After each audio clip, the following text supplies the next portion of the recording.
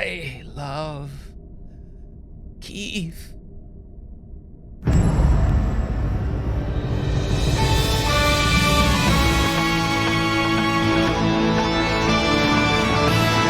Let's get the internet talking. Woo! Oh, they're talking already. They've been talking.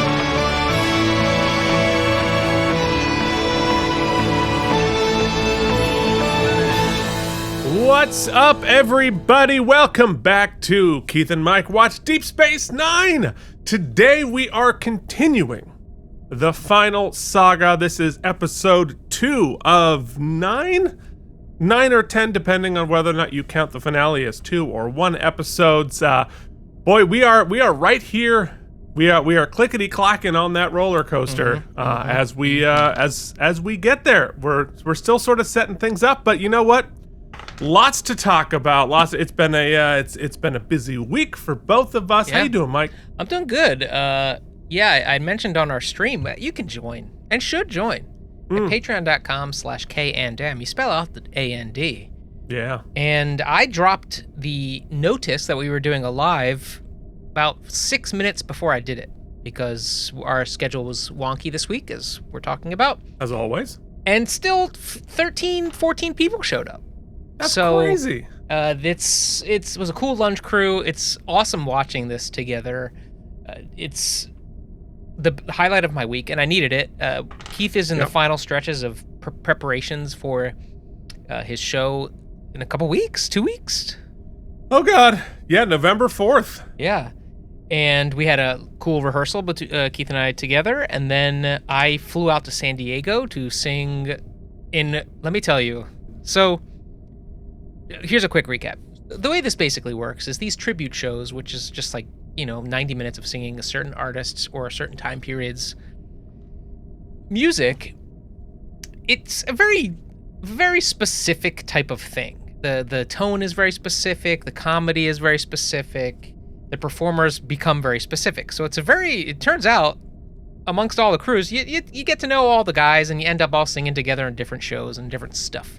And so you use some of the choreo from this show and that show, and the whole thing happens. Usually you roll in, you know a couple people, you've done the show a few times, you put it together, or you got together once or twice. This one, my friend, backed himself into a corner by saying he had a show by a certain artist that he didn't have. So he real quick wrote up a something, right? Mm-hmm. And by wrote, I mean probably AI, because a lot of it... To send it to these guys. We all looked at videos from different shows to cobble it together. We learned the harmonies by ear. There is no music for anything. We were like, well, we'll divvy up who's going to sing what leads when we get there. We're driving to the place. We'd never rehearsed the show. Never rehearsed it. We're driving to the place. We're like, okay, you're going to take the lead on this. You'll take the lead on that. Then we'll just figure out a harmony. Then we'll do that. Really making it up. And then at 8 o'clock, man, we did it, and it happened, and it was not nearly the disaster it should have been, and it was really a testament to these guys, myself included, to just know there was no fear, we had to do it, and so we just did it, and it was pretty awesome, actually. Sometimes there is a freedom that comes with abject, chaos. Yeah. Where you just sort of know... There's no net, there's no seatbelts, we don't know what's going to happen. Just, you just kind of give up on trying to make it perfect, and weirdly sometimes that's the most magical time. Yeah, 2 of the 4 guys are in Broadway shows currently. So it's not just schlubs like me living out in the States people need money, need to gig it, and it's awesome to just throw something out there. So complete opposite scenarios. I'm making it up. Keith, well rehearsed. Super honed. I can't wait. My wife just got her ticket. Oh, awesome. She's coming. My brother's coming, so he says. He bought tickets. When I looked on the website, Keith, I saw nary but 2 seats remaining. No, there are more than that of it. But we're doing okay. We're doing okay. We got some, it hopefully will not be embarrassingly small amount of people there, but the press is starting to roll out. I'm cheating on this show by doing a different podcast on Tuesday. Ooh. And then I've also I'm going to be doing like an hour on an NPR affiliate. All right. Like, but not till after the show. Anyway, whatever. So speaking of Broadway, I saw Ragtime this week. One of my favorite shows. This this is the new one at Lincoln Center. Opened last night. I saw it the night before it opened. Amazing, so good. So exciting. So if I don't know why we're talking about Ragtime, but on a Star Trek show, but you know what? It's incredibly relevant, and it's a beautiful show. This is a fantastic production. Joshua Henry is astounding. Just an absolute stud. It's actually one of those things where Aaron Flaherty wrote this score. They've written many excellent scores. This is probably up there. I think it's their masterpiece. I also have like a really soft spot for Once on This Island. But they also wrote Rocky. And it's sometimes you got to pay the bills, Keith. At least my nose ain't broke. Yeah.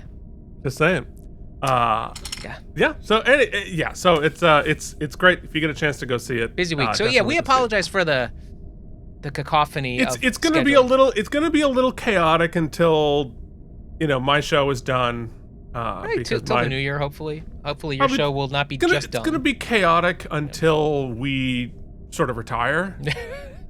And then that'll be fine. So now I feel like me personally will return to nothing going on pretty soon. So no biggie. Yeah, well that's our status quo. Yeah. So hopefully I won't torture myself by making myself do things. Oh, that's really the problem. The other big update, Keith. Yeah, well, you know what? Sometimes you got to force yourself into it.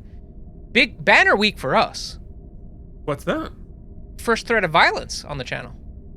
That's true. That's true. We got Congratulations, our first violent. Buddy. I mean, yeah, you made it when we did it. Yeah. That's been rare for that. So, anyway, as a favor to everyone out there, if we've ever given you our address for correspondence, if you could just go ahead and burn that, please.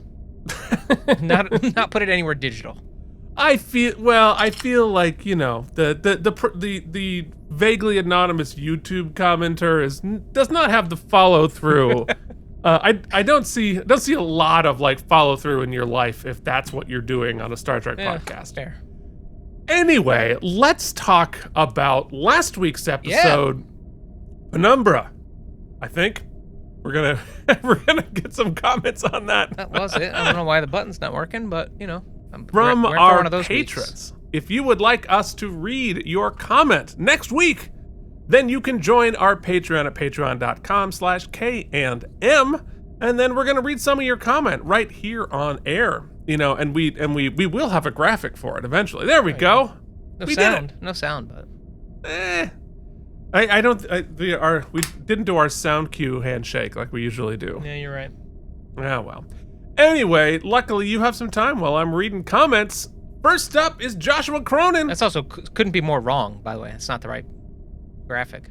Not at all. Not in any way. That's why I didn't have a noise. You're right. Dang right. Let's see if it's try again. Let's see. Hey, it worked. Look at us. So Joshua Cronin says, this is kind of a slowish beginning to the final arc, but maybe that's because I know what's coming. Mm-hmm. But lots of groundwork being laid for sure. I give it 84 self-sealing stem bolts. So last week, we were talking about they're developing a vaccine for Founder's disease, and I was like, I'm curious because of my rudimentary music conservatory understanding of vaccines about how that works. And luckily, a viewer named Luker3M, maybe, came in with a whole bunch of good information here. This is some of it. So about the vaccine. A vaccine works by training your immune system to recognize and fight a specific virus or bacterium. It introduces a harmless part or imitation of the germ so your body can safely learn how to respond. After vaccination, your immune system already knows how to fight the illness from before. This is often how vaccines are used preventatively. Yes, and this is the part that I knew. However, here's the interesting part. But as the definition for a vaccine is just a substance used to stimulate immunity to a particular infectious disease or pathogen, it can mean other therapies. You can produce a vaccine that stimulates the immune system so it has So it has been trained on that specific mutated surface protein. Now, your immune system detects these proteins and can fight off the cancer by itself, complete without chemo or radiation, because the new cancer vaccines that they're working on. Now, you need to be lucky to have a mutation in a protein for which the vaccine is already available, or you have to make the vaccine for this one specific cancer in individualized medicine. So my understanding is that they are working on targeted cancer vaccines, like specifically targeted not only to the specific type of cancer, but to the individual itself. I think that's probably where we're headed, to literally go into your DNA or whatever and develop a vaccine based on your cancer. Anyway, fascinating. There's much more there about where that is being done. Go check out that comment. But lastly, for Star Trek, the idea is that a vaccine for the illness would allow the changeling biology to detect the virus and combat it, as it is unable to at the moment, much like the case with cancer. So this is a therapeutic vaccine, not a preventative one. Thank you for that. Thank you for being smarter than me and answering that question. Also, would it'd be pretty cool, because well, do they have to be in the Great Link? Like, if she is given the vaccine, will she be all right? Or will it automatically sort of upload to the rest of the No, I movies? think they have to be in physical contact. So she'll be all right, but they have to, I would assume they would have to get it back to the goo to help to save everybody. So, and also, we know that they're separate because Odo doesn't have it. Mm-hmm. Because otherwise, if she had it, Odo would have it, and vice versa.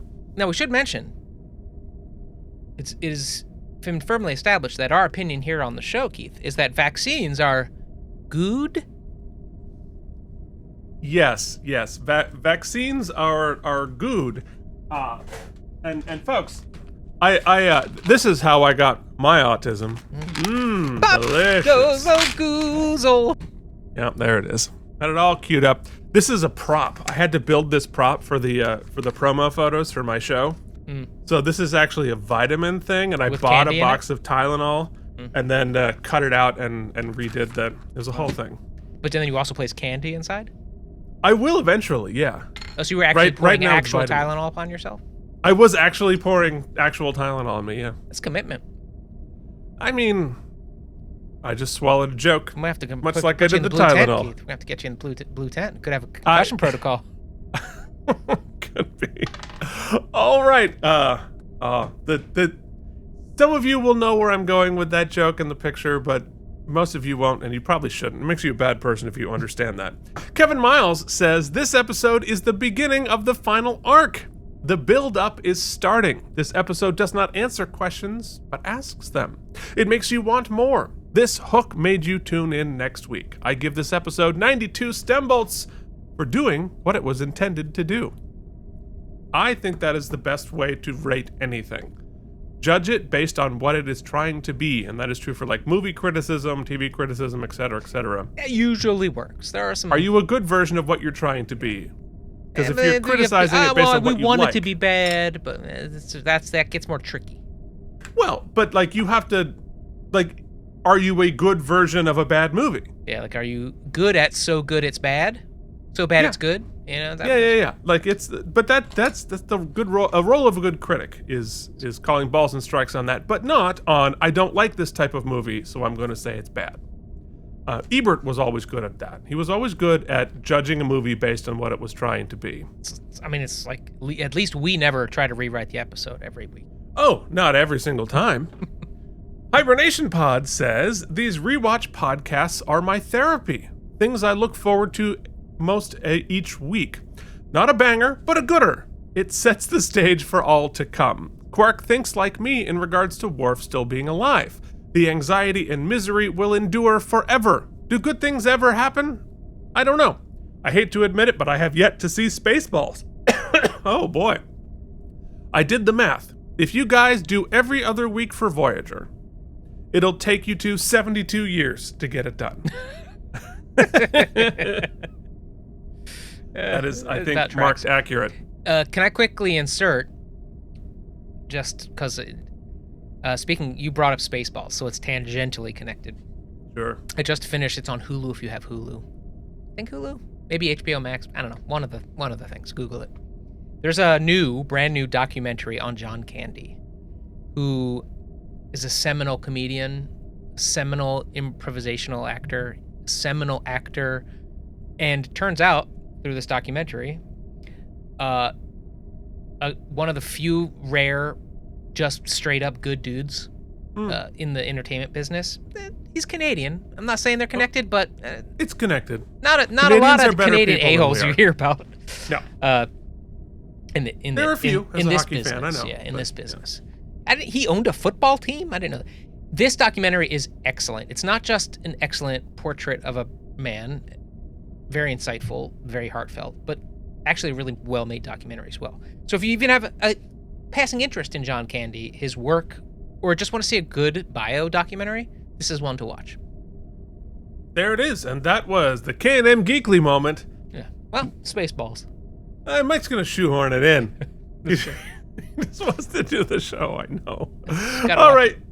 YouTube viewer says, the Worf Ezri romance is very cringy, but I believe the writers and directors wanted it to be cringy. So, job well done? Yay? The prophet's telling him not to get married is a little heavy-handed, but this is necessary table setting. Dukat as a human or Bajoran is a great way to showcase how Mark Alimo has a really big neck. I find the Dominion scenes the best part of the episode by far. Per usual, it makes me wish we had more of Damar, Dukat, and Weyoun and the Founder and less of Ezri. You need to get like a I Hate Ezri t-shirt. I never know how to judge part one of a multi-parter in a Star Trek show. They do the necessary table setting, but they put all the good stuff into the second or third part. On its own, the episode's okay, but not great. I give this episode 70 out of 100 sips of Kanar. Yeah, it's really true. Like, as I said when we began this, these are going to be hard to rate. Mm-hmm. So like we're sort of guessing now, and then we can do like the rating of the finale movie at the end of all of this once we see all the moving pieces, because we're still in like the prologue. We haven't even left. Like we've if this were Lord of the Rings, we would basically still be like hanging around the Shire. Correct me if I'm wrong, though. I'm sorry, this is getting into the actual episodes. I'm thinking about his comment about his Sarah telling him not to get married as table setting. When we first started interacting with the Prophet's wormhole aliens, they were a little more omnipotent, no? It seemed like because they were non-corporeal, they knew what was going to happen, and now it's much more, it looked like predictive, right? You shouldn't get married. Your path needs to be walked alone. Like, they don't, in order for it to end up a certain way, he need to behave a certain way. So they're showing a lot more causal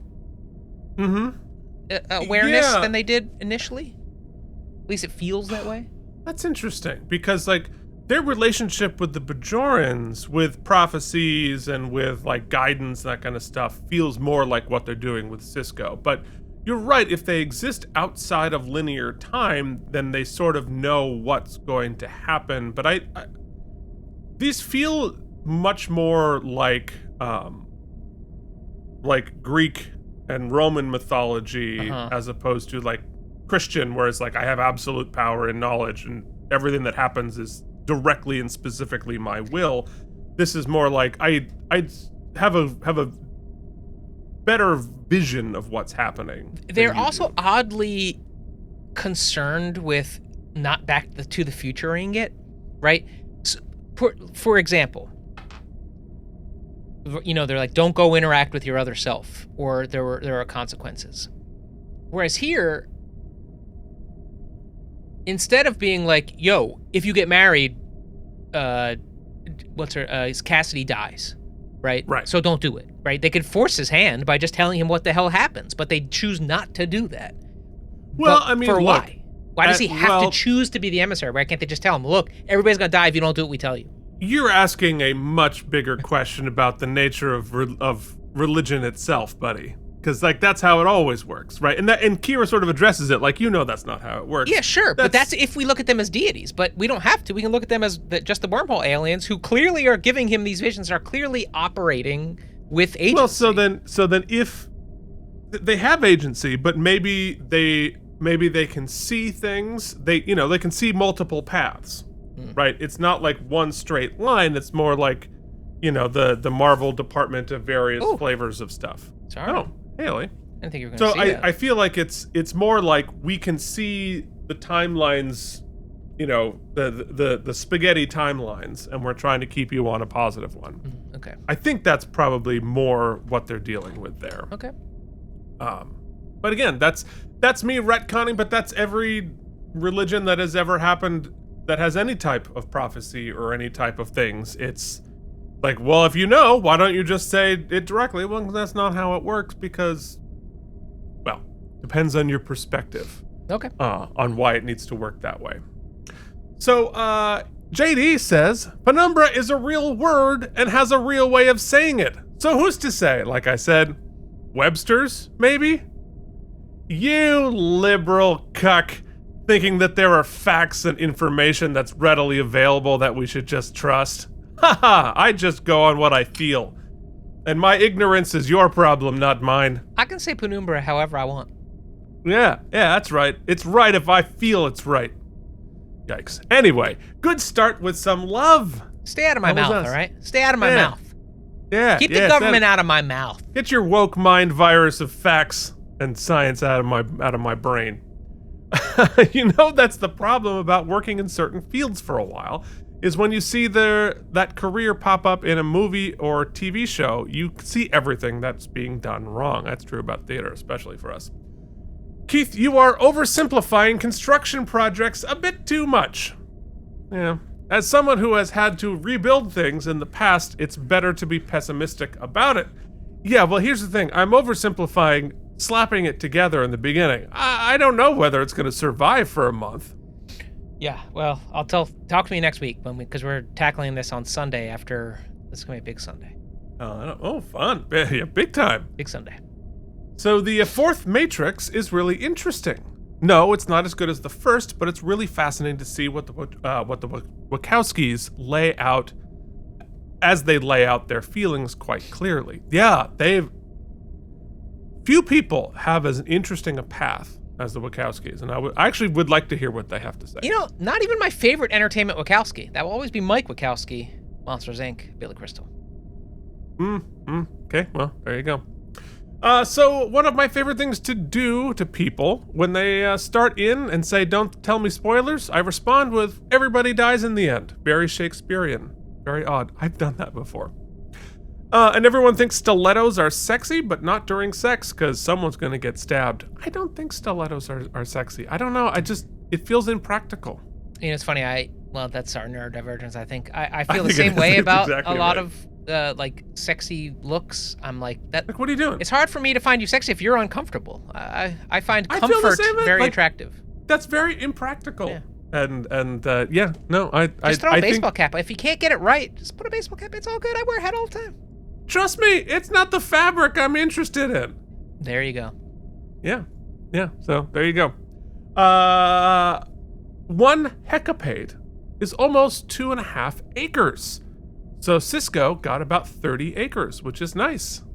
Yeah, that's, as somebody who grew up on many acres myself, like, it's they're precious, every one of them. And as I have a 0.2% of 1 acre myself, but considering living in Queens and having my acreage was a fire escape for 20 years, it still feels huge. Damn, Keith, that mispronounced entire sentence almost hurt me. Yeah, you and me both, buddy. This might be one of the cringiest sexually explicit podcasts you have made. When I back through the edit, it was choice. Guilty. You should Guilty. Wait till you see the unaired opening to this episode. Which I gotta find a way to put at the end, but I don't know how I'm gonna do it. Oh, you better put it. You better. You're not gonna hear any of the words, but. And it has a very specific new connotation because I just started watching the Ed Gein show. How? Is it bad? It's bad. No, it's Ryan Murphy, right? So it is. Okay. So it is very well done. It's a cartoon. Mm-hmm. It's a little bit fantastical and over the top, but at least in the first 3 episodes, very entertaining. I love Laurie Metcalf. She's like one of my tops. I mean, Laurie Metcalf is, She's a national treasure. For sure. And as Ryan Murphy does, he's like, okay, so you gave me 11. I'm going to need 14. Can you give me a 24? That's right. Which is something you generally shouldn't ask her. It shouldn't be necessary. Mm-hmm. No, because you need to. You don't want to rebuild the set after every time you do something. JD continues. This is the solid setup for the last chapter and told some good story. It's 85 self-sealing stem bolts from me.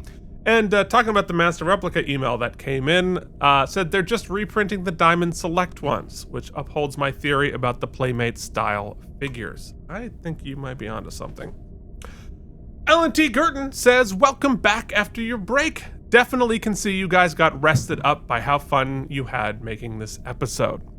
How much like fun? the 2 weeks prior to that, we were like, who cares? Watching you two was as good as the Deep Space Nine episode. Loved the start of the final arc, so it gets 87 self-sealing stem bolts. You guys get a 95. Me reading that comment, definitely not a 95. I need to clear the record. It's not Keith messing up words. Keith just wants to make sure he's testing the AI transcribe feature. He just wants to see if it can, prove that the AI can't do everything. I mean, and just imagine once we finally get live translated into Swedish. Yeah. What's the Swedish gonna do? It's just a Swedish man's head melting. I think so. So. Yes. Well, because it's a little bit of Ron Burgundy, because like I'm just reading what's written and I haven't necessarily. You're playing telephone with yourself. You're taking your notes on your phone, being transcribed badly, and then reading that back. It's bad. There's a lot of badness happening. All right, so let's do some goodness and talk about this week's episode, shall we? Till Death Do We Part is season 7, episode 18. Oh God, I can't believe how close to the end we are. This aired on April 14th, 1999. The top song. Help us, Wales!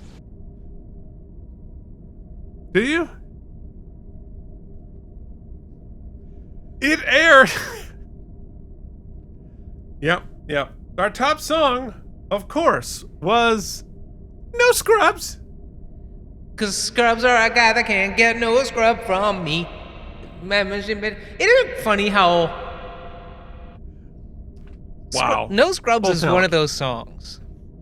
We all have that, like, one or two friends. Usually women. Not always. That when No Scrubs comes on, they're like, you know what? I memorized every one of these words, and now you have to know that I memorized every one of these words. So I don't care that we're at a party, or we're in your car, or we're wherever we are. I'm going to sing this entire song, word for word, and you're going to listen to me sing it because I'm going to do it loudly. It's one of those. That and Shoop. Shoop was like that, too. Oh, you think that they're bad? Stop. Take a look and listen. Collaborate? Do a brand new edition? Yeah. Yeah. Something grabs a hold of me tightly. It flows like a harpoon daily and nightly. Will it ever stop? I don't know. Turn off the lights. I'll glow. To the extreme, I rock the mic like a candle, light up the stage, and watch it jump like a candle, something like that. It would have been better if I'd done it.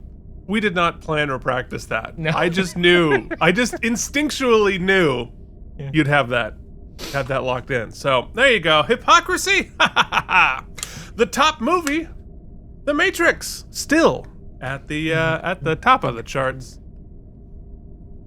I wish I could bend. I don't bend much anymore. Oh, it's so bright.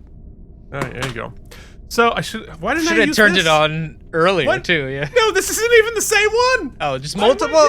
There's multiple light bars around. I went into another room and unhooked this to get this, forgetting that this was on my desk as I went to go look for this. I'm not putting any special effects on the front this week. I'm just gonna have it be an empty light bar. Like, I've forgotten what we were doing. Here come the men in black, Keith. You know, we haven't talked about the television that's been happening in these past weeks because we talked too long in the beginning. We spent half of this episode already talking about TV. But this week is a good one because the same week this aired, there was a show that ran one season, okay? This is one of my favorite things to do. Is like, talk about shows that flopped to Keith. But it starred one of our faves from the practice.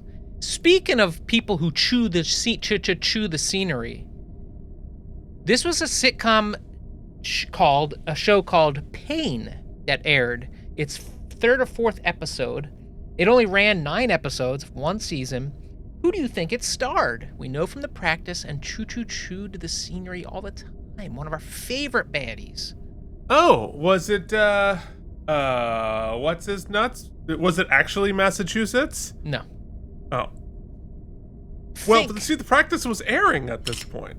Think about... Oh, was it Holland Taylor? No. No. A male who was not always on the show was a frequent guest star. John Larroquette. John Larroquette. Of course. Especially in this time period. A 1999 American sitcom adapted from... This is fascinating. You have to hear this. It was adapted from a 70s British television comedy called Fawlty Towers. Oh, of course. Fawlty Towers. Very famous. They tried 3 separate times to Americanize this, and they all failed. The first was... Let's see. Because the humor of it doesn't translate. Because Fawlty Towers is all about, like, class difference humor. The first attempt was in 78. It was a 30-minute sitcom co-starring Harvey Korman and Betty White called Snavely. The second was called Amanda's, starring B. Arthur.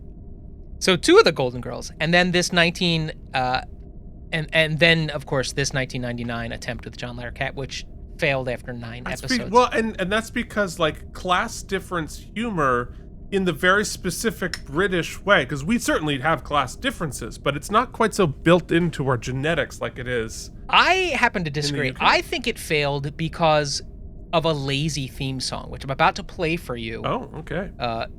Imagine if you go to your keyboard and just find the most boring oboe feature you can. Okay. All right. And then play me just like a bad oboe theme song intro. Let's see if you can do better, Keith, before we play Okay, hold on. But I might have to, I gotta find an oboe. That's tempo. Hold on.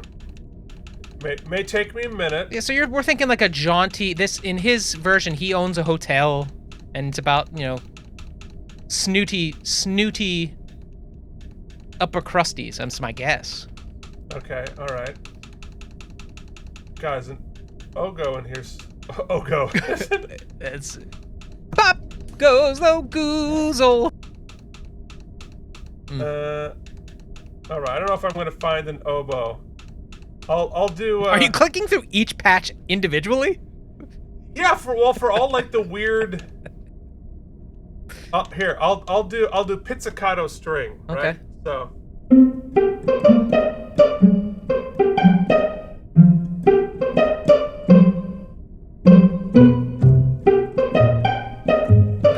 Okay.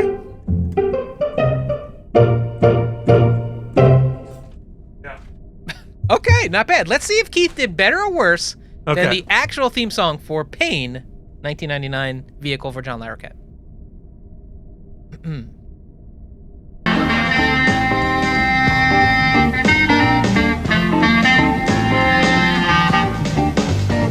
Well, it's a clarinet, but it's out of tune. Oh, Julie Benz.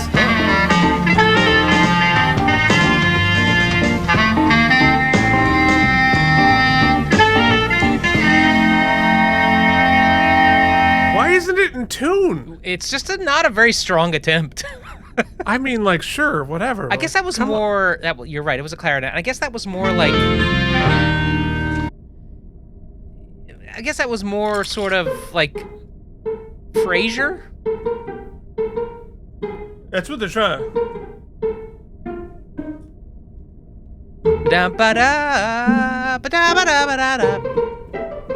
Yeah, whatever. All right, we need to. What are we doing? What are we doing? I don't know. We've gone off the rails. All right, sorry everybody. There's chapters. What was true. Voyager doing? They're still off. Well, they're clearance space for Deep Space Nine. This was directed by Winrich Kolbe, and this is a series wrap on Winrich Kolbe. This is the last of 13 episodes that he directed, but don't worry, continued to direct Voyager and Enterprise after that. That's a wrap. It was written by Bradley Thompson and David Weddle. And interestingly, I was reading that Renee Echevarria was sort of in charge of the larger arc of the story, being sort of like the de facto story editor for like the larger sections, and had thoughts about how when they introduced each of these moving pieces. Let's do the tiniest bit of this. Come on. Now I waste your time with trivial trivia. Ba-da-boo. Okay. Need to go and turn them on for our next ones. On it, yeah. Okay, so in our trivial trivia, Solbar was who is Kai's assistant person, was only intended as a minor character to begin with, but the producers were so impressed with James Otis that they brought, and what he brought to the Pawrath sequence, his role was expanded. That is, when you do a good job on your first day of filming and they write you more stuff. That's big news. That's big news. You know, Jillian did that a little bit for her. I have a buddy who is in that new HBO show, the Office Chairs or whatever. It's a big hit. And he was so pumped because he was in like 3 episodes, and he went to watch the premiere. Now, he wasn't invited to the premiere, interestingly, but he thought maybe his invite got lost in the mail, so he ends up blah, blah, blah. He goes, and he's there to watch his scene not come on the screen. Yeah. And then he was like, and then I had to go to the party after. I was like, well, you're the idiot who went when you didn't get invited, man. That should have been the clear. Not good. Well, I mean, that's the thing. You shoot something like that, and you're not sure if you're in, like... You get paid one way or the other, though. You do get paid, although the residuals are... Much different. Much different. But yeah, I mean, Jillian got cut from an episode of Louis, which is probably fine. Wow. In retrospect. Nair has the karma worked out better for you. Yeah, but we, we like those residuals, right? Yeah. All right, so Kai Wynn's guest quarters were a redress of Dr. Bashir's quarters, as I imagine... because I think Sisko's quarters are probably static. They might redress the O'Brien's quarters and Sisko's quarters, but I bet like the other, like, there's a generic quarters for everybody else. But who's to say? But what I can say is our guest stars are Jeffrey Combs as Wayoon 7, Penny Johnson as Cassidy Yates, Mark Alimo as Gul Dukat, Casey Biggs as Damar, Barry Jenner as Admiral Ross, Deborah Lacey as Sarah, Aaron Eisenberg as Nog, James Otis as Solbar, Salome Jens as the female changeling, and of course, Kai Wynn is here. So, I forgot who was it that said, might have been, was it Josh or somebody or Kevin was saying, basically just assume that everybody is here. All of the guest stars are here every week. I didn't know. All right. I didn't watch this week, and I got surprised with Kai Wynn. That was nice. That's great. That's fun, right? Yeah. All right. You know who is always Kai welcome, winning? even if we frequently forget to credit them. That is the patrons. I haven't read their names in a couple of weeks, so I'm going to do it. Brian Kilmer, Beersock, Quark Spark, Jamie Lubin, Jason Moe, Deborah, Peter Bank Gallo, Joshua Cronin, DC, Anton Thiessen, Mike, Andrew Hayes, Allen, and the Mysterious Worfs, Boot Shivs, Charles Babbage, John Kelly, Keith Blank, Casey Alexander, Harry Pothead, Carl Fisher, Alan Gerton, Deborah Scott, Trin, and Odo's Bucket. Lost Emu, Scotty B, Merritt Neath, Byron Woosley, Aroha, AI Sausage, Yum Yum, Ben B, Miles Davis, what's up, Brian from the Video Game Drive-By, and welcome. Nikolai Ivanovich Lobachevsky, YouTube viewer, Hibernation Pod, Miri Holcomb, Rogue Knight, Fedora the Explorer, JD Makes, Colin Day, and Chris Mitchell, Frank Wrench, Pat, Joshua Cronin, Kevin Miles, and Justine, and the Chancellor Jen, of course. Welcome to the team, everybody. Of course, Engineer Maynard, Jerome A. Gibson, April H., James Hubbard, Sangel, Jamie Rayborn, Fedora the Explorer again, Old Guys Eating Oatmeal, Ryan Caputo, Kevin Miles, White Eldridge, Lutz Kremer, Bowling for Soup. There is a Hall of Fame and they deserve to be noted. This is them. They are gold. They are golden. And of course, page 2, we love ya. We miss ya. We just want to kiss you. You know, it's interesting. Somebody should do a supercut of all of those readings because it really there's a moment where Mike's brain breaks and then it just becomes nonsense. And it's well, it's really hard to read. Who are you telling? Yeah, I know, but the other thing is that I try to do it in like 2 breaths, and the lack of oxygen hits me at some point. Kind of so like it's oxygen deprivation. Yeah, That's very, really very much that. That tracks. That tracks. Well, let's deprive everybody with some time and go talk about the episode. Well, I don't get snacks. I know. That's why I was queuing a picture. I knew Jen was making breakfast, so I instead of watching me eat, I can go ahead and do something. We can just listen to you eat? Well, I'll mute it, you know what I'm saying? But I can also do something like, hold on, let me see if I can do this. It's difficult. Which is gonna, wow, that's so great. Let's go into the screening room and not use it. Theoretically, it should still work. Mm-hmm. Where's the button? Oh my That's Blue's Clues, right? I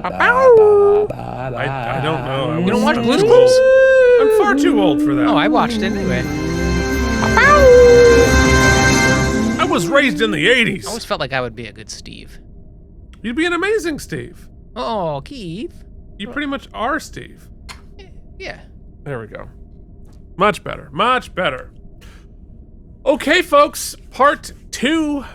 Till death do us part. So after we get a long recap, resetting the tables, Ben tells Jake that the prophets said he shouldn't marry Cassidy.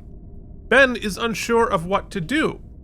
But luckily, his day is about to get much worse because Kai Wynn has invited herself to the station and invited herself to perform the ceremony. Oh God. Talk about a way to just ruin everything you care about. Kai Wynn shows up. So, you want to talk about these candles? Yes. While we're here, you've got those very prominently placed candles. And I didn't see anything about this in the trivia, but I am almost certain that put into those hideous candles are none other than the Playmates Toys foot stands from the figures. The Bajoran figures get these foot stands, and I would bet a good deal of money they just plopped those things into the candles when they were making them. And you can see here that there it is in context. So I may be wrong, but understanding how production works, I bet you they bought a box of figures, pulled them out, and just slapped them into some candles. Why not? I mean, yeah, I mean they've used plenty of toys produced on the show itself. So sometimes it's the snake eating its own tail, right? They'll build a ship, then they'll make a toy of that ship, then they'll kit bash that to make a different ship, which then becomes a toy in itself, and around we go. The Ouroboros. Mm-hmm. And we've seen, we mentioned it, I forget which episode it was, but there's an episode where they literally use the Playmates figures as a stand-in for the actual actors for a shuttle shot. Crazy. Anyway, Sisko, when Kai invites herself to do the wedding, interestingly doesn't push back, but he tells her about his vision. He's taking the vision seriously. She, of course, surprise, is jealous that he gets visions and she doesn't. But then, as Kira escorts Kai to her quarters, she does indeed have a vision. And here's what it says. The Sisko has faltered. You must bring the restoration. Bajor's fate rests with you. Tell me what to do. The guide will reveal the way. He will come to you. How will I know him? He will have the wisdom of the land. Only you can bring the restoration. What's great is that with the picture of you there, we don't know when the weird 80s music interruption is going to happen. We know it's coming at some point. It's this or eggs. I figured. So, a question I had. Yes. During this bit, and I did go back and watch it. is... Well, we don't know for sure. Sorry, I'm distracted by this picture of Nana. Anyway. We do go on to... I go on to make the assumption, I'm still under this assumption, might not be correct, that this is the Pa Wraiths giving her a false vision, implanting a false vision to get the Dukat of it all, Dukating. Right. We don't know that it could be a Hail Mary by the prophets. We don't know. Anything's possible. To me, who's living in this land of not knowing. But I went back to see if I could discern any sort of like visual difference in the way they shot a Pa Wraith fake vision versus the real vision. I could not find it. So I'm wondering if if they shot it with that intention, or obviously you can't say, but well, I think I'll speak about it in hypotheticals, right? If it were a Pa Wraith pretending to be a wormhole alien, they would, you would imagine, want to appear as much like a wormhole alien as possible to win. And probably have the facility to make it much better. Didn't we in an episode try to fake a intelligence, like one of the Section 31s, we faked this intelligence interrogation? We've faked a crystal thing. Yeah, like one of those deep gambits we did. Yeah, I don't think they ever did the wormhole aliens. No, but I'm just saying, like, we wanted that to be as realistic as possible, but we... Yeah. So if I'm a Pa Wraith pretending, or put it this way, if I'm a demon pretending to be an angel, I'm probably going to have wings and not horns. So, in Act 1, on the Breen ship, Worf and Ezri are still in the brig. They've been trying to escape for some time, but have failed endlessly. They wonder what the Breen looks like under their helmets. And Worf says no one has ever seen to live to tell the tale, which is a great story, although we already know that Kira has indeed knocked out a Breen and worn their helmet. But we're not going to pretend. We're going to pretend we don't remember that. But Worf does also tell a tale of the Breen kicking the ass of the Klingons back in the day. So they are formidable. Then, as they chat, it becomes clear that Worf, once again, thinks that because he and Ezri hooked up, that they're going to get married again. So, it's Worf is like, once we hook up, we're married, which I guess is his sort of Klingon thing. But that's... It's like that in 6th grade. You held hands when you walked across the yard, so you must be getting married. Oh, can I tell all right, so this is a somewhat blue. Well, no, it's not blue story. Anyway. So I was doing a musical. I got hired to do sort of a Christmas pageanty religious musical, and I was just an actor. I was like, all right, I'll do it. So they brought in a couple of professional actors to be the leads or whatever, but the rest of them were just people from their church.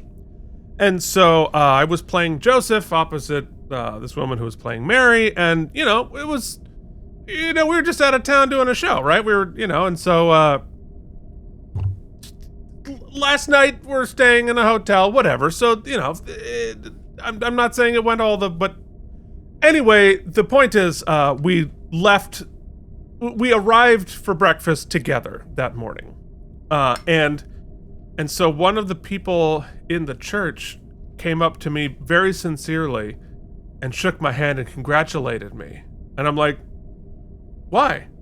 Oh, with your upcoming wedding to the person playing Mary. And I'm like, no. But they had a very Worf concept of what had happened in that interaction. Even though it was far less exciting than they all assumed. Ooh, in my head, I just clicked off 3 stories that I will not tell. I know, right? Yikes. Anyway, get a good song out of it. So, where was I? Look on the internet somewhere. There's a text message song that I wrote about it. So, on Ezri clearly does not feel the same way, but does not say it. So on Cardassia, Wayun wakes up a passed out Damar. He's clearly very deep in addiction to Kanar and has blacked out in his full uniform. Good storytelling as we watch Damar's journey here, but also a good way of inventing of not having to invent Cardassian pajamas. So he's in his full uniform. You don't have to worry about it. Weyoun says we're leaving, but won't say where, and that he already knows that Damar is working with Dukat, and that Dukat has been made to look like a Bajoran. So all the feinting, pretending that was secret, was pointless. Completely pointless. Yeah. But then Weyoun feinting that he didn't know when he clearly knew is also pointless. Yeah, well, I think that was just like a course correction. They were like, forget it. Let's just... Probably. Yeah. They're probably like, we don't have time to like do the whole he figures it out beat. Also, it doesn't really matter. So like, what are we doing here? But they're always sort of bantering and posturing. That's sort of their entire relationship. Feinting this, feinting that. So, Weyoun leaves, and Damar stumbles to his mirror to take a long look at himself before taking another drink and going to meet Dukat. So it's so interesting to see Damar's journey here. Because when he was first introduced, he didn't even have a name. Mm-hmm. He was like, Dukat's, attaché or something like that. But now he's like a full-on important he's character having a crisis in the story. Of conscience, and he's trying to figure his own ish out. It's interesting. And he's the nominal occupied head of Cardassia. Like, he's an important character all of a sudden, which is very interesting. And might be a perfect example of what we were just talking about. Mm-hmm. You go on, you do a good job, they write you a little more, you do a good job, they write a little more and a little more and a little more. He is excellent. I mean, I find the whole like alcoholic thing to be a little ham-fisted, but he's excellent in giving us that. Well, but it also, it has to be a little bit of a shorthand, but like, we need to see the cost this is putting on, when you're an occupied leader pretending to be the leader of a country and like not having any power, but sort of being nominally responsible for all these people dying and being helpless, and it's gonna that's a really excellent point you bring up, because there was a moment when I think basically it was when Dukat left Sisko on the planet and took off as Skeletor, where it seemed as though you couldn't get more two-dimensional bad guy than that. And yet, that was the end of last season, right? Yeah. Yeah. So, in just like a couple of 15 episodes or so, we were able to get back to a place, like you said, it's not just us, the good guys, with cost. There has been cost in this war to the Dominion, clearly, the disease and whatnot, and the Ketracel White facilities, so the Jem'Hadar are suffering, and even the Cardassians are suffering. The strain is showing everywhere. Everybody is paying a price for what's happening right now. That's very interesting. So Damar meets with Dukat, and Dukat's like, what happened with the brave officer I served with? The one who stood at my side as we fought the entire Klingon Empire with a single ship. Those were simpler times. Those days might be gone, but the man I served with isn't. He's still within you. Reach in and grab him, Damar. Cardassia needs a leader. And with that, Dukat heads off and arrives on the promenade of Deep Space Nine, with nobody knowing who he really is. I love this moment here because it is such a great, like, oh shit moment. Mm-hmm. That here is full evil Dukat, completely incognito. And I don't, I remember watching this for the first time, like, what the heck is going to happen now? I have no idea. We have this wild agent here. It felt a little bit like when we discovered there was a changeling pretending to be Bashir. It's like, we've got some danger here. Yes, Mikey? We've got some wormhole danger. So, okay. I'm not saying yet, and I'm not saying that Kai Wynn should recognize him. But by inserting himself into Kai Wynn, he runs the risk of being exposed to, I don't know, Sisko, Kira, anybody. I mean, this is a decent disguise, but it's not infallible. Well, it's not infallible, but they're not looking for him. So in Act 2, Cassidy is excited for the wedding, but Sisko sits her down for the talk and explains Help us, Obi-Wan Kenobi. Your only hope. Yeah. Said his mom, she said if I will know nothing but sorrow if I ignored her warning. Cassidy says that almost sounds like a threat. Says, no, it wasn't anything like that. She's worried for me, like a mother would be. What are you going to do?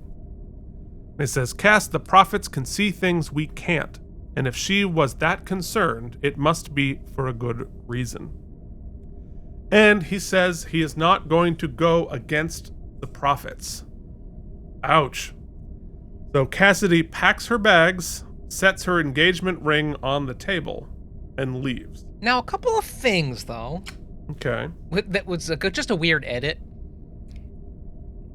She didn't pack her things. Were packed. She grabs a duffel and goes. It wasn't. There was no time expressed, like a passage of time where she would have packed her things up. It was like she had a go bag, just in case. Well, she hasn't moved in, right? She probably, it's just her her toothbrush and her stilettos.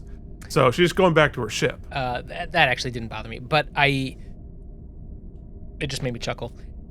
I will say once again, I really loved this portrayal of a relationship because she doesn't fly off the handle. She doesn't carry on a mess like sometimes women are portrayed with the vapors. Something doesn't go their way and they've oh my God, I've got them, and she flips out. She communicates with him. He communicates his concerns, and then she makes a decision. She clearly establishes her boundaries. Well, if we're not going to take a step back, if we're not going to move forward, and you're going to choose that over me, then I'm going to move on. It's all very level-headed, and I appreciate it. I do too. And like they are a relationship of equals, which is really saying something when one of them is both a Starfleet captain and a literal demigod. Right. And no, I think Penny does a really creditable job in, like, you see she feels all the feels. Mm-hmm. But you're right, she does not get the vapors. She calmly moves forward. And last week when it turned out, it was like, I want this to be just us, but of course the whole planet's going to be watching. She was cool with that. She took that in.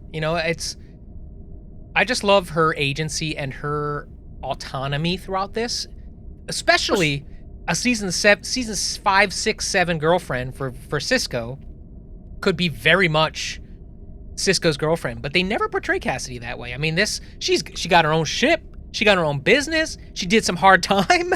Exactly. No, she's made all of her independent. She is not an appendage of Sisko. Yeah, and that's great. She's an independent character, an independent person, and I think that makes it all the better and makes her worthy of Sisko.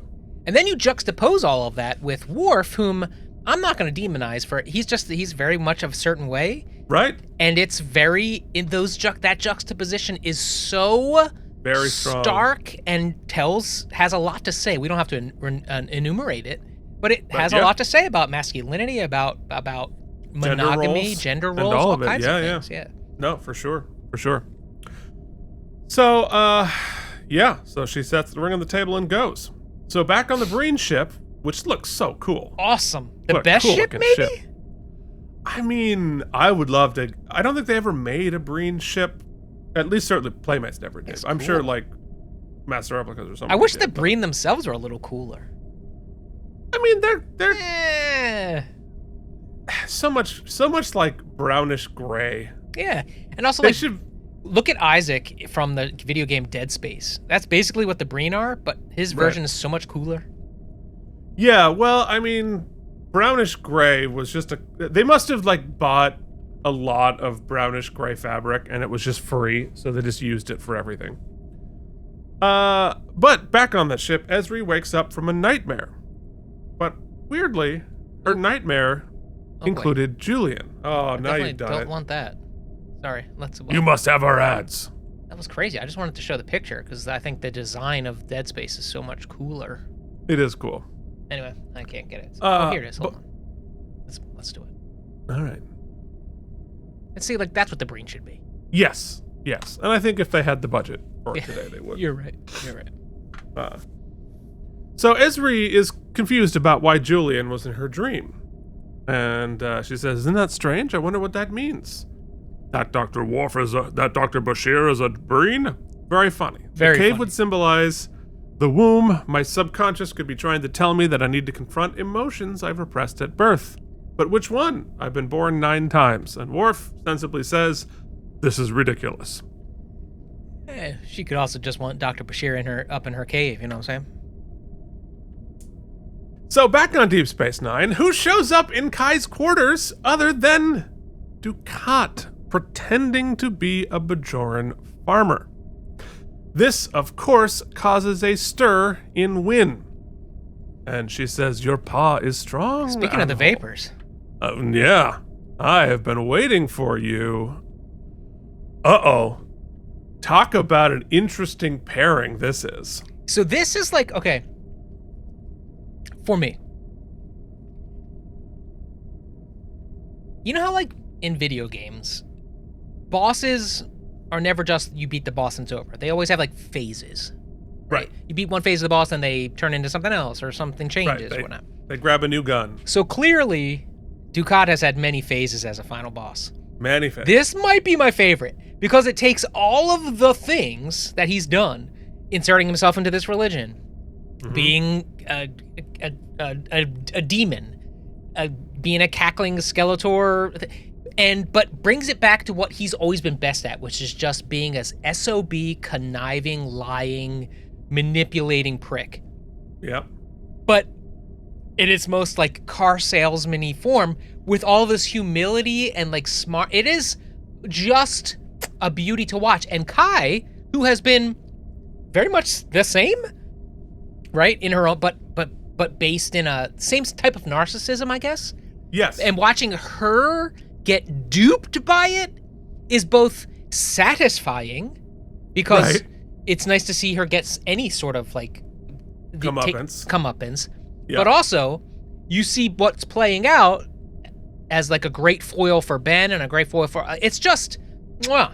It's so fun. And you're right that like both of their great quests in this universe is to scratch their narcissism, to become some great religious figure. Right? And so they're playing on each other's desire for that, right? He's obviously playing on her desire to be an important religious figure. She wants to talk with the prophets, and so now she has. But, you know, and so knows he's got her hook, line, and sinker to scratch that narcissism. You're an important part of this universe, an important part of this story. But also, he's manufacturing the same thing, pretending to be this reluctant, unknowing prophet, but he's also creating it.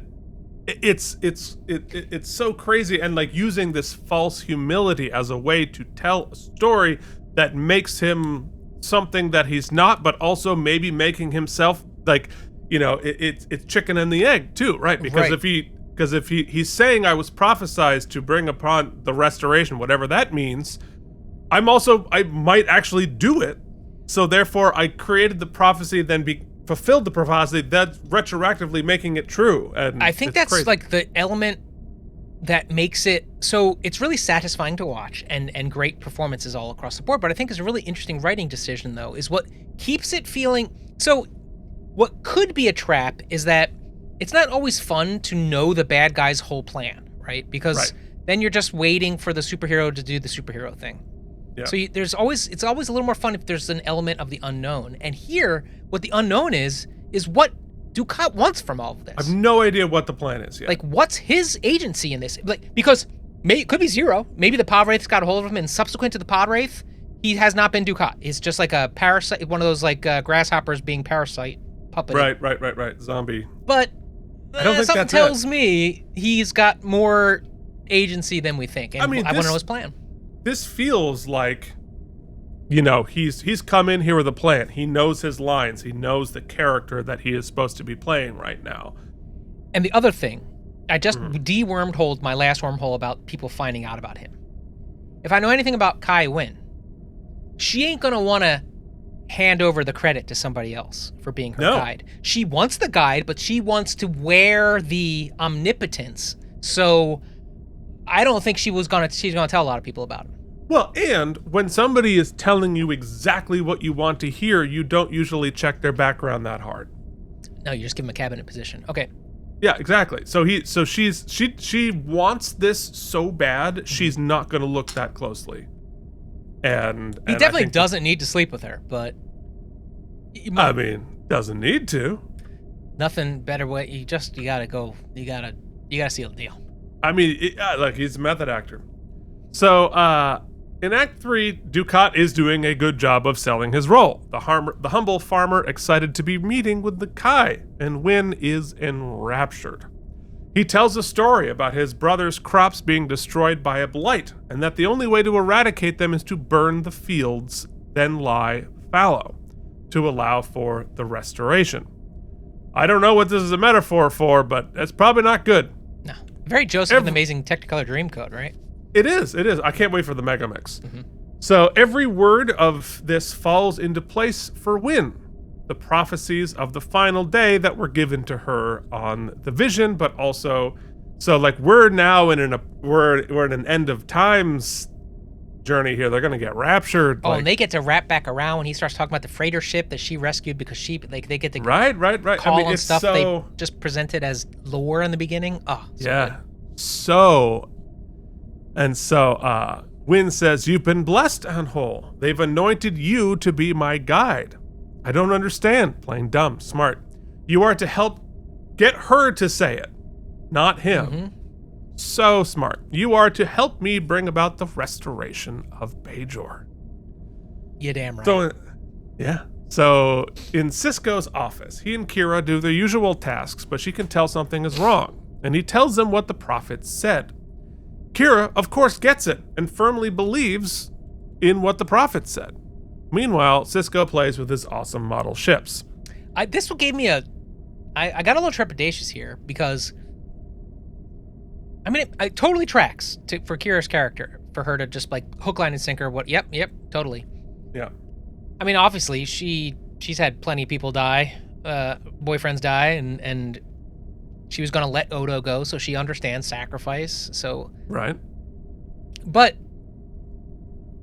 I mean, for some reason, I just expected this was going to be the friend talk. It's like it would be interesting. It'd be powerful if she's the one who's like, sometimes you got to do what you want and not just. But of course, it's not going to be Kira. I know it's never going to be Kira. Yeah. No, I mean, because A, she is such a firm believer, and B, he's a deity to her. Yeah. And so when one god says, "I got a call from another god," you're not like, checking the phone records. The Pope's like, "I'm going to do one bump." I mean, a true believer's going to be like, "I don't know, Pope. Maybe not." I don't know. So Kira says the prophets wouldn't ask you to do something like that without a reason.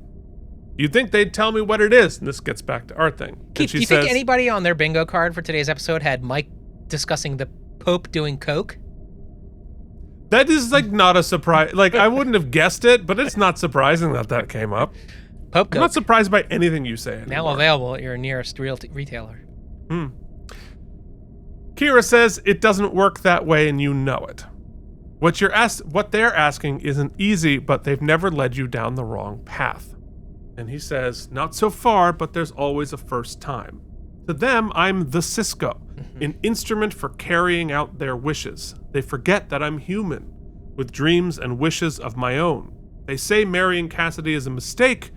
Maybe it's my mistake to make." Kira says, "I wouldn't go against the prophets. You're doing the right thing." And so here, we're having a free will versus predestination, debate here. He's been basically struggling with that all the way back since the death of Kai Chewbacca. Yeah, well, in a lot of ways, this is his entire relationship with the prophets, and he's been, giving the prophets more and more weight as the years have gone by, and as he understands this better. But at some point, he's like, let me live my life a little bit. So, on the Dominion ship, Weyoun is on the bridge before the female changeling enters. She's not doing well. You look great. You look great. You might be about to pop a lady bit there, so maybe just move that dress over. But Weyoun is excited. Pop a lady bit? Oh, that's on the internet. I think I might have popped a part of my brain. You know what would get you back right, Keith? Poke Coke, developed, available at your nearest 7-Eleven. I can't speak either. We're in trouble.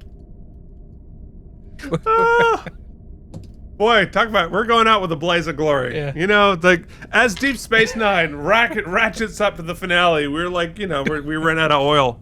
I'm playing the theme song to Pain. Keith's looking for an oboe patch. That's where we're at. Yep, that was worth your time. Glad that didn't get cut. Yeah.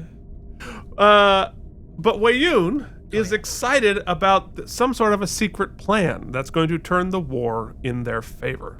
Ship is so cool. Great.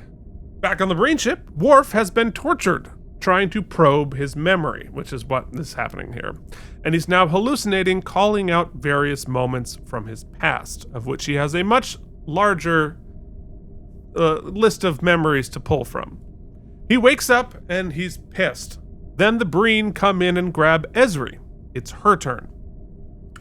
So in Act 4, back on Deep Space Nine, Wynn is drinking her wedding gift for Sisko with Dukat.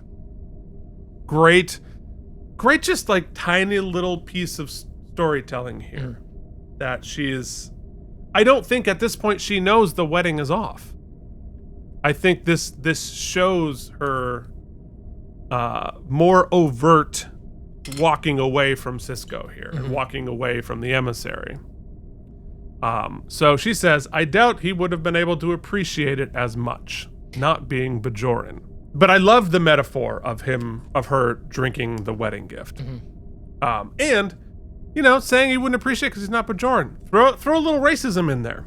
And Dukat says, I suppose not. The prophets may have chosen to speak through him, but he's not truly one of us, is he? No, he isn't. That jingoism, baby. Yeah. The emissary didn't suffer through the occupation. He has no idea what the Cardassians did to us, Dukat saying this.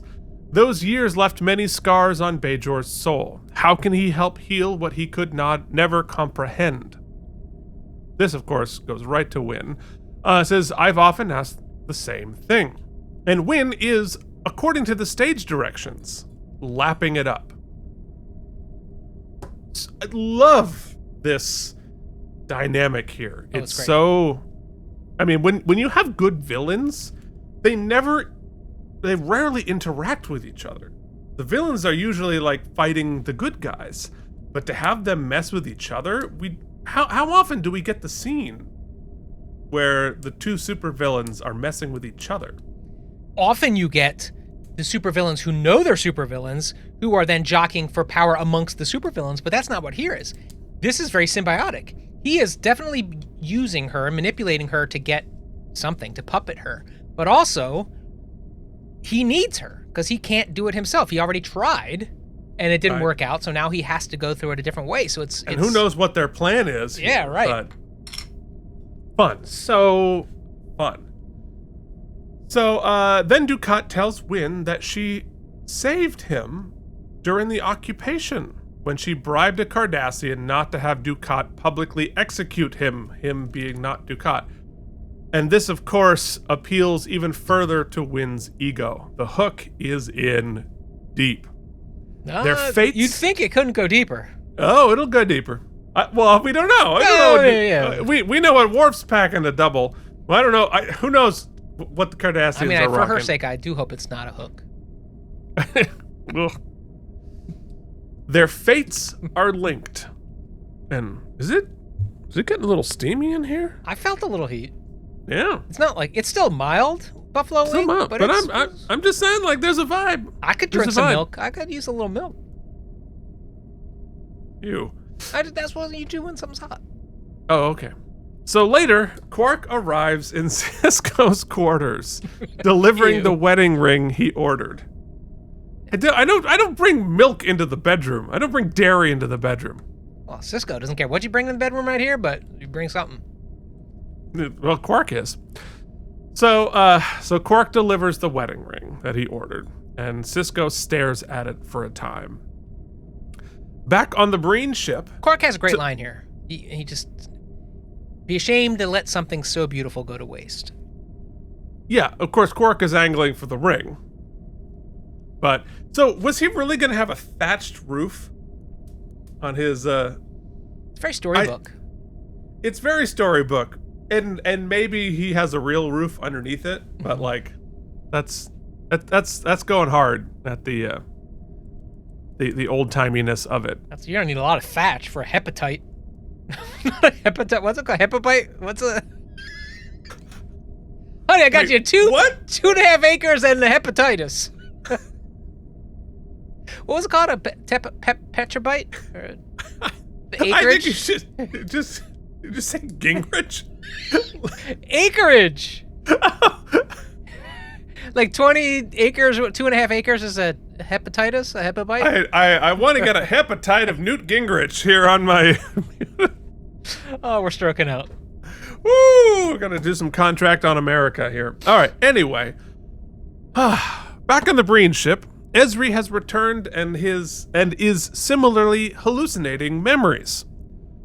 Including the crappy episode with her family, because she only has like 3 memories because she's new. She does have a crush, though. She does have a crush. She does, and she says, "I love you, kiss me, Julian." And Worf's heart breaks yet again. See, I was somewhat interested in where they might take that, but instead, somebody in some room with somewhere was like, we can't have started series with Hot Doctor being single and end with Hot Doctor being single. We've got to do something for Hot Doctor. Oh, we brought in new Hot Ezri? Okay, then we're going to do that. It's the least interesting version of the story, in my opinion. Well, see, I actually don't have a problem with, if we were to go down this road. We're going down this road. There's it's not a red herring. Yeah, well, because I think the character has earned it. I think excuse me. Julian has earned it, and that it makes sense for Dax. I think that there has always been a little bit of interest there. The only problem I have is how hokey and 90s trope the like saying somebody's name in your sleep, like mumbling, like, has that ever happened in the real world ever in the history of humanity? Like, oh, I love this person, saying it out loud while you're sleeping. Has that ever happened? It's also just, now, listen. This is Mike and Mike's prudeness or whatever, my internals. So this is not a judgment on them. But it's like, it'd be really tough for me. CEO Jen, Chancellor Jen here, and I were to split up. And then she was to marry, like, you, right? It's not just that, it's not the, like, even the sex of it. It's the, like, knowing all your intimate secrets and details and, like, things, that are just for y'all, but also mine, and then that be entwingling is a lot. That's a lot for Worf if she was to get with Julian. Like I'm not saying... Well, certainly from Worf's experience, I can understand him being like, this is really weird. I just don't like the storytelling element. No, I agree. And also, like why do we have to somebody with our cast? Like, Julian could also end up with, like, like an awesome marine biologist from Ryza. Yeah, that's fine. I just, like, calling people's name out when you're sleeping or in the doing the business, like, who does that? Well, it's just like the laziest way to tell, like, a lazy story in a lazy B plot that is like, and what's even better is that they almost comment on how lazy it is, because at some point, I think it's Ben on the ship, and they're like, nah, they're like, hey, where's Ezri and Worf? And they're like, somebody's like, I don't know, a couple days late, whatever. That is bananas, but we'll get there. So, Dukat wakes up Win in the middle of the night. He's got news. He continues spinning the tale that his brother's fields have miraculously regrown. This must be a sign. What's the song I'm thinking of? I hear the secrets that you keep. Ba-da-da-dum, da-dum, when you're talking in your sleep. I mean, like, I have talked in my sleep, but it's nonsense. It's gobbledygook. Nonsense. I'm not saying my, like, true feelings.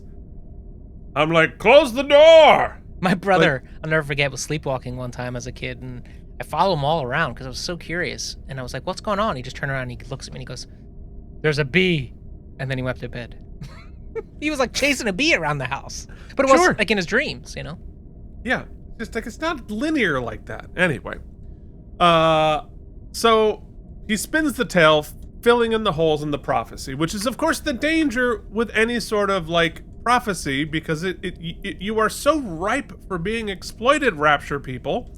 I have to point out, I didn't get a good screenshot of it, but our guest star here, that got extra lines, has an incredible take. When he brings Alimo in, before he leaves, he wears on his face the full knowledge of what's about to transpire and is not pleased with it. No.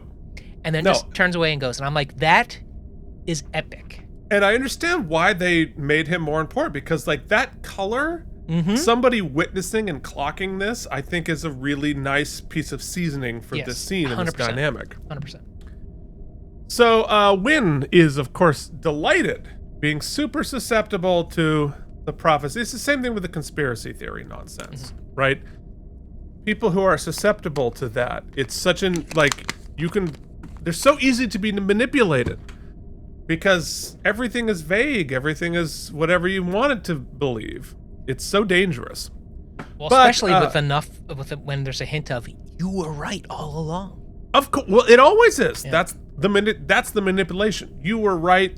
The people you don't like are bad. You're going to get this miraculous thing, or you're going to be, yeah, exactly. You were right along. Anyway, she says that the prophets want Dukat at her side, and she says, "Use my first name, Adami," and they make out.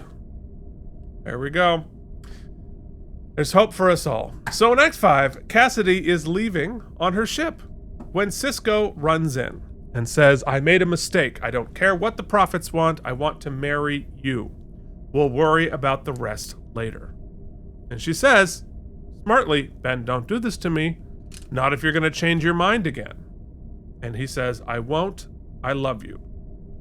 So they run off to the wardroom for a quick emergency wedding with just our heroes and Admiral Ross. Which I'm fine with, unless in 3 months from now they try to have a second wedding and we gotta bring another gift and we gotta get dressed up a second time, which is very troubling. We've all been there, and I don't like when people do that.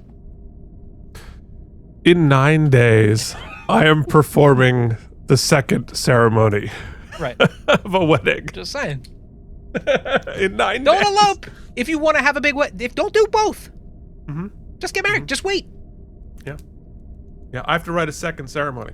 Anyway, especially when, I'm not saying this is your case. I'm just, because I've been... No, it actually makes sense in my case. But there are some times where they're like, well, we didn't want to tell mom in the beginning because so-and-so was pregnant or whatnot. And so now we're just doing an elaborate ruse for your mom? I got to buy you 2 gifts? What do you think a wedding is? That's a good point. It's an elaborate ruse for your mom. That's a good point. You're like, we haven't been conjugating this for the last 4 years. My dad, no girls upstairs. I was like, there's no risk of that. It's like big rule. I was like, what girls, Dad? Anyway, talk to me. Kier's pissed. Well, look, we all like to pretend that we're not doing something because it's forbidden. Right. Gives us a good excuse. I'm not allowed to. I would. Yeah, totally. I would. Otherwise, there'd be a line up the door. Anyway. And this is where, as you pointed out, Bashir's like, too bad Ezri and Worf couldn't be here. They probably got held up picking out a wedding present. Should we check in on them? Nah, sounds good. How do they not know that they're missing? Not just like missing, but long enough to have been tortured, reveal their deepest desires. Like, tried to, like, what? Ezri went off on an unsanctioned rescue mission. And Right. they think they're out. Like, she stole a runabout. They Did searched she ever for Worf for confirm 4 that days. she found Worf? Not on camera. So as far as they know, they're dead as hell. They might be dead as hell. But, Oh, that's not it. oh, that's new. Dead as hell. Yeah, I mean, the way I retcon it in my head is she called and said, like, I got him, we're safe, we'll be there in 3 days. We're on our way home, we'll be there in 3 days. We're doing a little bang-in. Yeah, we're working some stuff out. So I'm assuming that's where we're going here, but like that is a deeply convenient retcon. This screenshot makes it look like Odo and Nog walk down the aisle together. They were like part of the procession. Yeah, well, pop goes the goozle. So Pop goes the goozle. So everyone here at the ceremony is happy except for Kira, who as a believer thinks this is a bad idea. And Odo sort of jokingly says, I wonder why they decided not to have a Bajoran ceremony. I hope the prophets forgive them.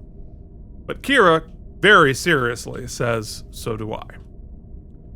Then Cassidy enters. Ross begins the ceremony, and just as Ben is about to put a ring on it, he gets another vision from his mother, who says, this is not meant to be, Benjamin. I made my decision. If you do this, you'll know only sorrow. You shared my mother's existence. You must have some idea what love is. You should know I'll never be happy without Cassidy. Says your path is a difficult one. I cannot change what is to come. I know. She holds him tenderly, genuinely scared for him, it seems, and says, be careful, my son. Which is a really interesting... Yeah, but for all this predestination, it also seems like a lot actually hinged on this decision. Yes, it's well, and again, I think this is the spaghetti timelines. Mm-hmm. I think she knows that if he goes down this road, you go here. If you go this, you go here. You know, and then there are more spaghetti fingers from there, but she knows it's a rough road. And so a couple of interesting things here. One, she can't change what's going to happen. She sort of knows something bad's going to happen. She can't change it. And that she is genuinely emotionally invested and cares about what happens to him, which is different from many of the prophets. And she's speaking to him as an individual prophet, not the prophets in general. Right. Which is another interesting element here. That so she's operating independent of all the rest of them, who maybe have less investment. It's so crazy, too, because they're so invested in what Sisko does. Sisko clearly has more agency than they do in whatever's about to happen. In the corporeal world. But at the same time, that which would make kind of sense if they were without agency. But we have seen them blink away entire fleets of baddies. So they have agency. Well, within the wormhole. Okay. We don't know what type of agency they have outside of it, Right. where, you know, again, looking at sort of our religious beliefs, many of them, the agency works through telling a human to do Right. it. And so it's, you know, from many different religions, it's about this deity spoke to me and said, do this. As Take opposed to this cup away from me. Yeah, there it is. What a tune. What a tune. One of the best. Yeah. You know, it's on, go to my YouTube page. I have a recording of me doing it. Anyway, so she says, be careful, my son. And Ben goes back to the real world and says, with this ring, I thee wed. They are married. Benjamin Sisko is married. I've got to help those whales! That's supposed to be applause. No, I feel like that's appropriate. Yeah. So that's definitely played with a ... or perhaps a little minor key to the wedding song, but not fully, which is awesome. Not fully. Because we still No. celebrate, yeah. no, I mean it's good news. Who's to say? Me, I love her.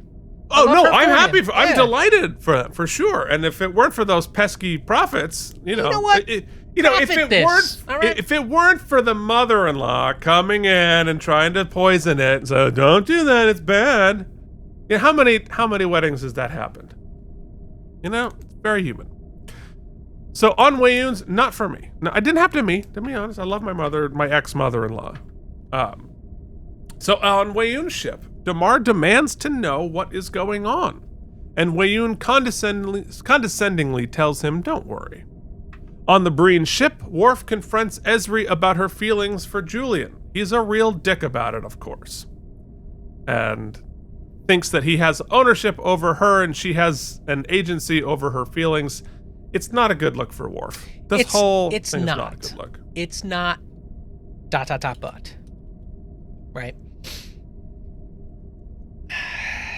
Let's see. What's the best way to articulate this? Okay, so imagine, if you will, this isn't as dark as I'm presenting it, but so my dad has been passed away for going on almost 20 plus years. And to the point where, like, I'm mostly fine most of the time. I mean, the grief is there if I want to access it, but it's, you know. But on occasion, probably maybe 3 times over these past 2 decades, I've had a dream where he comes in. He'll, like, come home. And he hasn't been dead at all. It turns out he's not dead. And each time that happens, my first thought is like, oh, thank God I don't have to be sad anymore. Just like I can release that. I don't have to be sad anymore. Like that, it's not just like I missed you. It's, oh, that part of me that is always going to be broken and sad is gone. Yeah. And I imagine, now granted, it's not the best way to tell this story, that a lot of this for when they hooked up for Worf was like, oh, Jadzia is back and I don't have to be sad anymore. And I think that's why he's holding on so tight, right? And he's the possessiveness and all that. All of the ugly is just his way. That's what he knows as we're together, right? That's his weird relationships. But I think the sentiment of it is much more sad because it's not like, oh, this girl's breaking up with him. It's him realizing that, oh, she really is gone. I love that story. I love that retcon. I think that's beautiful and understandable and, like, really an awesome story to tell. I wish that's the story they were telling, and not he's right. Just controlling and misogynistic. Anyway, who's to say? I had to make a swing. No, I love that. And I think it's fair to, like, let's just make that our subtext, because I think that makes sense. But what's really happening is they're being held hostage. Oh yes, yeah. So he confronts it. He's being. Ezri is apparently vaguely unaware that she has feelings for Bashir. Yeah, weird. Weird, right? Then again, it feels like another one of those tropes, right? Like those, like, oh, it was there all along. I have a crush on this person, but I didn't know it. I have never in my existence not known when I had a crush on somebody. Is that that's just me. So maybe that's something that happens to other people. No, but I've done. No, you're right. Once again, I'm going to retcon it. It's not tell a story they're telling. But you have done I'm not supposed to, and so I pretending to myself and to everyone else that I don't. Oh, but that doesn't translate to, like, oh, really? A billion times. Yeah. But if I were like, Zay, do you think she's hot? Yeah. I know that I shouldn't. I know that I'm not gonna do anything about it. I mean, in this moment where she's being not called out, where it's being identified, and Worf knows it. Like, she didn't need to play pretend if she was really playing pretend, right? So you're right. They're presenting it as if, she really didn't know. Right. So anyway, then the Breen come in, and we finally find out what this plan is. The Breen ship that they're on is on its way to meet Weyoun. They beam onto Weyoun's ship with Worf and Dax. The Dominion has teamed up with the Breen. Uh-oh. Right, but is that mic drop? Like, have we set up the Breen as being this, like, really tough force? Yeah, we have. Okay. I mean, Worf literally tells a story this episode about how the Breen kicked the Klingons' ass. Yeah, you're right. I guess that makes sense. But I mean, I'm not shocked. I figured if everybody who's not with us is with the Dominion, right? For sure. But the Breen are sort of like the the mysterious, scary people on the far distance who we haven't really dealt with very much, but we know not to mess with them. So the Gorn? Was that? So the Gorn. Like the Gorn, yeah, sort of. And so now it's like, oh, they're getting involved and they're against us. This is very bad It news. is. And just so I know for a table setting, yeah. correct me if I'm wrong, Weyoun is accepting prisoners from the Breen as sort of like a, you know, like a olive branch sort of thing. As a goodie bag. Yeah. But we didn't know it was people we know. Like, Weyoun was unaware of who they were. Right. Okay. They were like, oh, whoa, it's Worf. I don't know if Weyoun knows Ezri yet, but certainly Weyoun would know Dax. So yeah, they're just a little bonus, little goodie bag, little Snickers bar on the top of your cake. Awesome. Great leverage. Cake. Yeah. So definitely at the end of this episode, there are 3 different layers of Mm-hmm. Right? So we have, we have whatever Dukat's doing with Kai Wynn, whatever's the consequences of this wedding, the consequences of the Dominion and the Breen teaming up, the consequences of the Dominion having Worf and Ezri, Right. And that, folks, is how you tee up as you lay some track for your finale. Let's lay some ratings out, shall we? AlamarEmmys, there was more. AlamarEmmys, it's AlamarEmmys time! All right. Oy vey. Mikey, what's your best moment? I mean, it's gotta be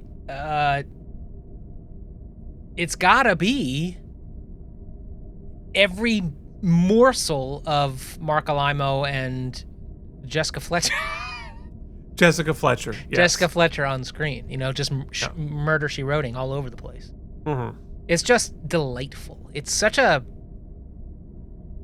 so tasty in all the most uncomfortable ways, and like I said, it's that rare peanut butter and chocolate that I didn't know I wanted of bad guying another bad guy.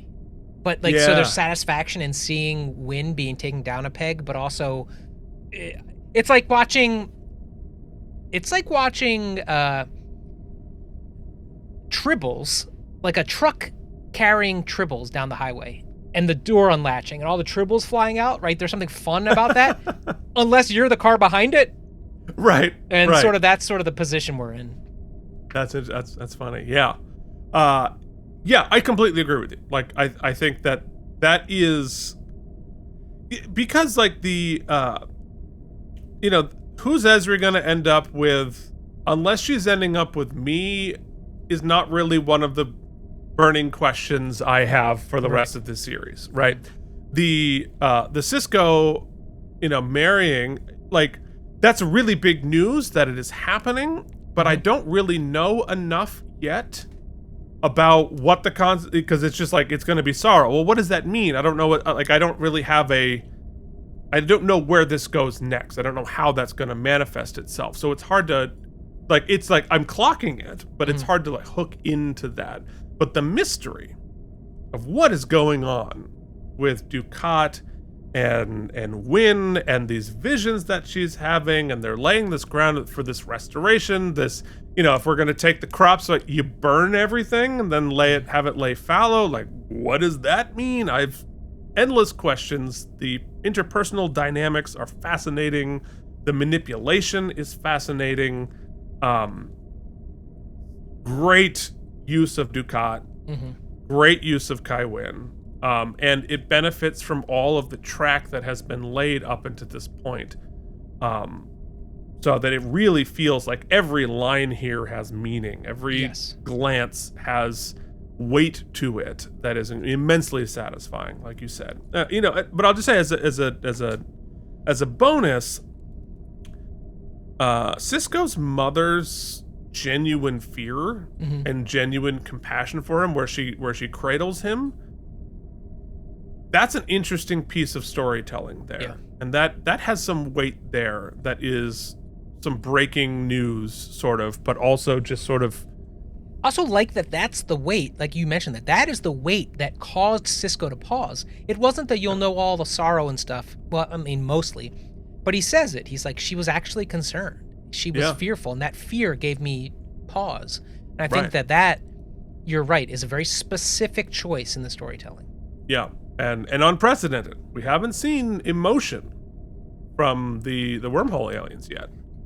So let's hand out some stem bolts, shall we?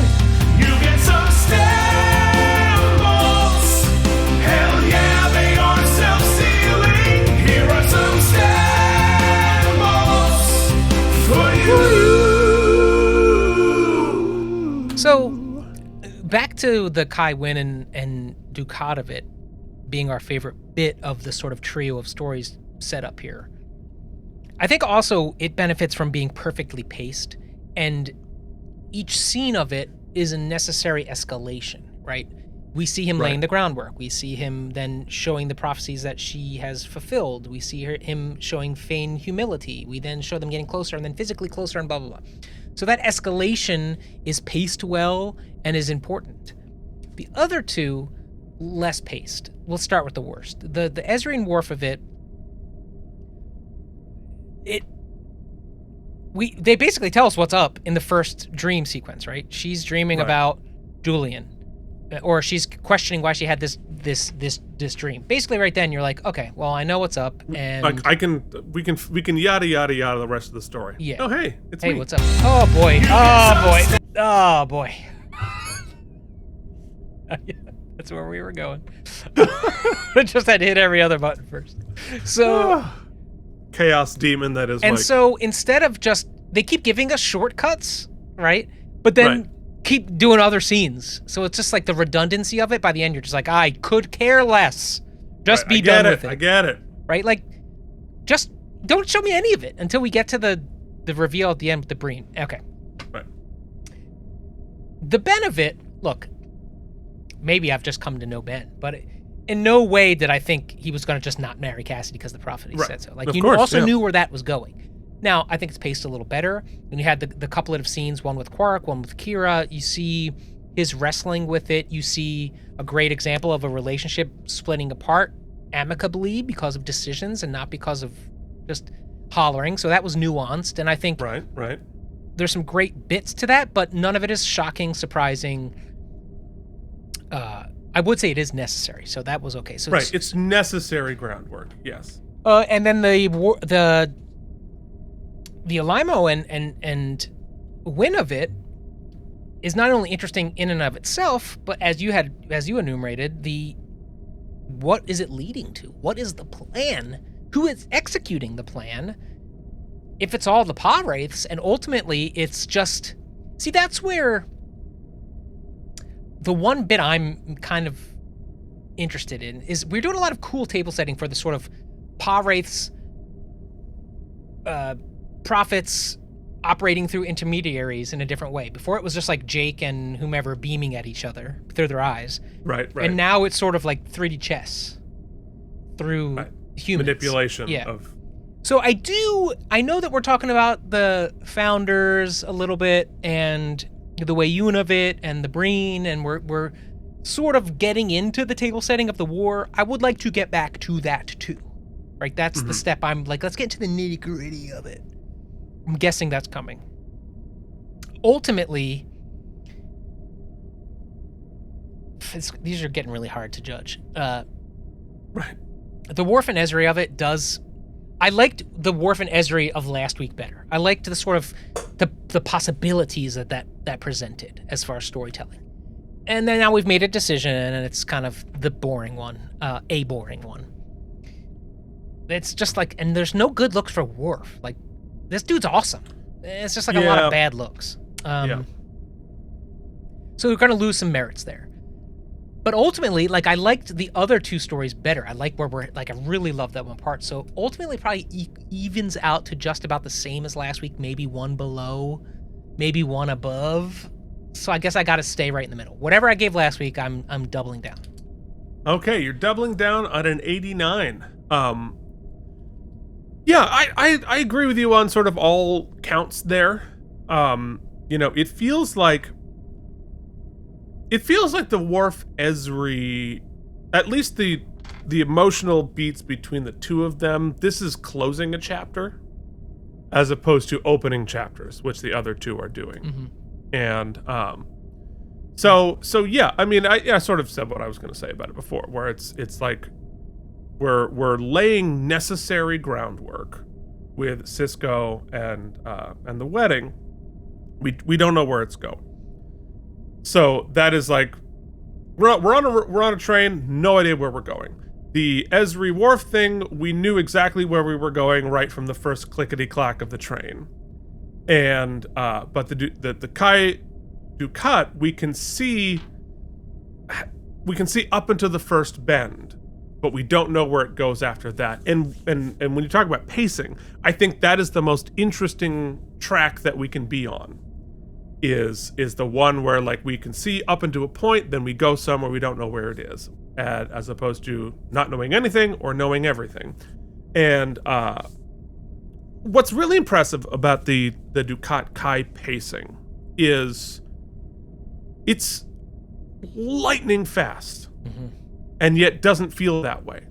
All of this happened from Dukat arriving on the station to making out with Kai Wynn in probably 24 hours. And somehow it feels logically paced.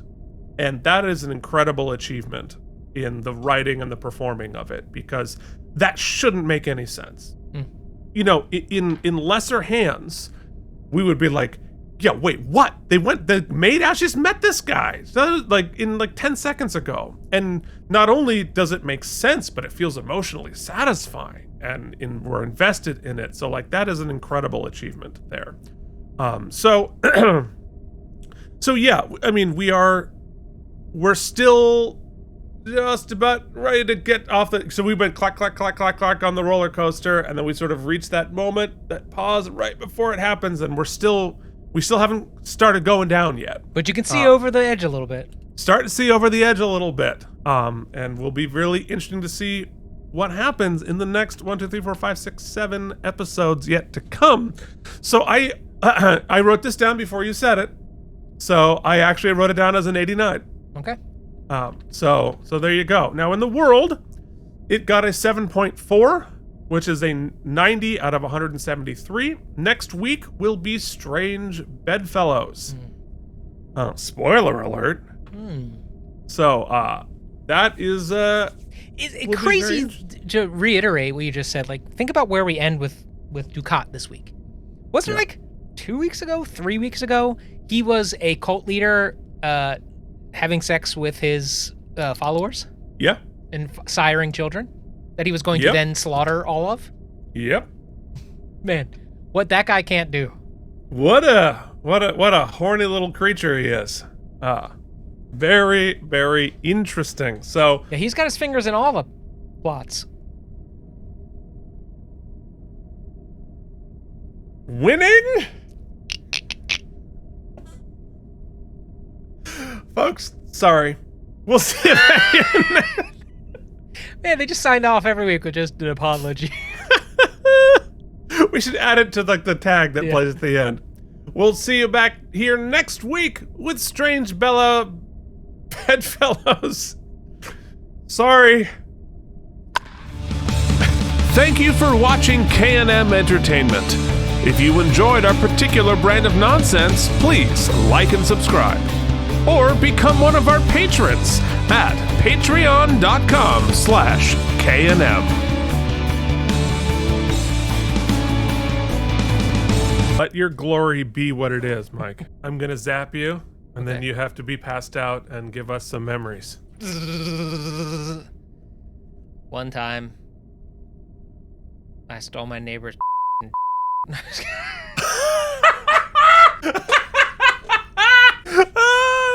There's our tag.